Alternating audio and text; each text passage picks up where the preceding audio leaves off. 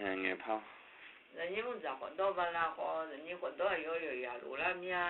lẹ mất cho cả chơi yo mò lên mía lẹ mất cho cả chơi yo mò hay những mươi nhà lẹ mò mà ngơ lẹ rồi những con giặc đó bà la họ nhà lẹ rồi những con đó yo ya lù la nhà lẹ đàn này ya đóng bé chơi là lẹ khai lên mía lẹ con giặc đó bà la à xíu rồi mà đàn này đó bé chơi là lẽ khai mía lẽ đàn này đó mà bé chơi bơ gà lẽ đau bố là mà bố nhà gì lẽ mà ông ăn giờ thì số sao mà do mà có ăn đó thì số mà do gì lẽ mà ông ăn giờ thì số sao do sao thằng anh nhỉ cứ đưa luôn gì lẽ mà có ăn đó thì số mà do cho nó không phải là cứ xuống gì đấy mà ông ăn giờ là như số sa thằng anh cứ đưa luôn cho tụi chị nó不得xuống gì đấy cho yang mà hơi như mấy nhà này mà ông mà người gì đấy thì nó mà ông cho thuê bố nhà gì cho yang mà ông số ta dân nhà gì đấy mà ông ăn giờ là như số sa thằng anh cứ đưa luôn lẹ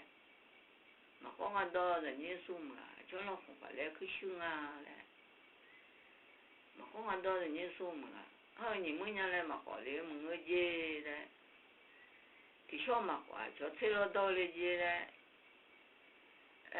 cho quả bên mình sút ta dân nhà gì đấy nó có lối đỏ tối giang đi mà ông ăn giờ là cái gì luôn mà có cái đó hấp thụ luôn đã lẽ đồ tôi giao em na giờ về cái gia cơ ở xe phiếu thôi là thằng nhà đồ tem nhà này liêu à anh sẽ thấy để nhà mà thầu xe đàn này ya đồng bé chơi là lẽ khai lên mía lẽ mất chơi rồi mất chơi là chơi rồi mất khai lên mía lẽ thông lệ à cái gì khai lên cái gì nhá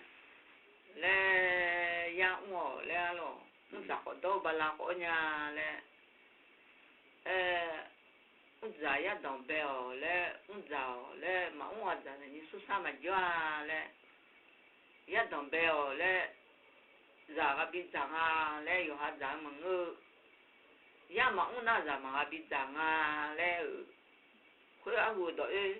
tôi yang đi đi già cái bị già lẽ yang ông ya đồng bé lẽ khai liêu nhà lẽ anh chỉ mong liêu thôi đi khối lô vậy không有哈đấy mà ông này cho này già mà bị già lẽ đó tự khuyên đi anh chỉ mong liêu khối khai liêu nhà lẽ tôi chỉ cú lúa ấy thôi là muốn lấy cái chỉ cú lúa thôi mong em này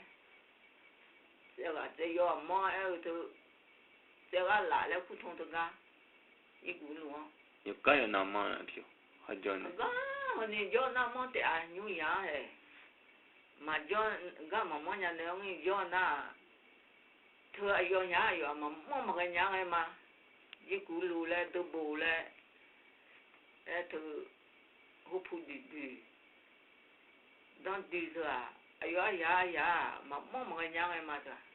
那thưa em cứ lên nhà lên Akha nó đại lúc đại liền nó tự nghe lo đồ đại lúc đại liền rồi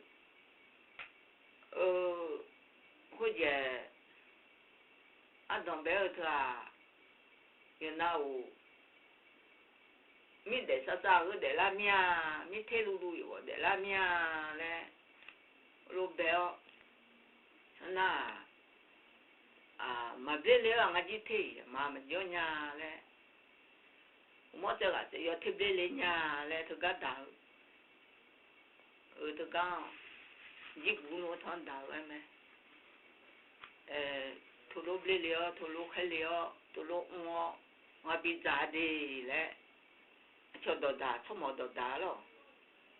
mà ông nào mà già mà có nào mà đó ya đồng bé sẽ ông lẽ rồi đào rồi à nên đó từ đó đào muốn thơ à xua nè nghe đồn nè chấm nhau mà dạ kiểu thưa à không hả ngày đồ lẽ à kiếm phát thì nhá xong một số tôi dùng nó tôi ngày nó thưa mà nó à không có này ngày đồ lẽ phát thì nhá nó phải chua mà tôi cho theo sao mà ó cái này bé cái này ngày cái này để liều mà lẽ hơi à kiếm na nếu nó phải chua na lẽ khai bé gì bất thành gia cái này à ia hồ này thì chỉ nhà liều đi na nó thưa đó tôi nghe thưa em nhà bố na hảo em nhà bố cái này nghe nhảy phiêu đó từ tôi nghe thưa nga anh nhà bố gam nga đa nè yang để vậy bút chua mà lúa tôi nè thiên mà lúa nè lo nga đa sao gì mà riêng bon nè mà thôm bo mà người gì thì bo khi uống nhà lo nuôi à lấy cái bè gì thì nhà này cái gì na mà người thay nhà đi để cả tem nhà thôi lúc ấy sao mà xưa nè mà cái lúc mà tôi lúc ấy họ đi có lúc thua nè sao gì họ nè thưa cái gì là gì nó gì à chị thưa người mà à khi tôi thay nhà lo nuôi à anh nhà đom gì mà tôi thay nhà nhá ye anh này nhá thôi lúc ấy chưa năng người như à thường ngang phản này rằng nè na hả na xua bút thành nhà bút chua mà lúa thiên mà lúa tôi nè là như anh nè nó hậu vào đồ với mà dầu tôi đồ ở giàu nè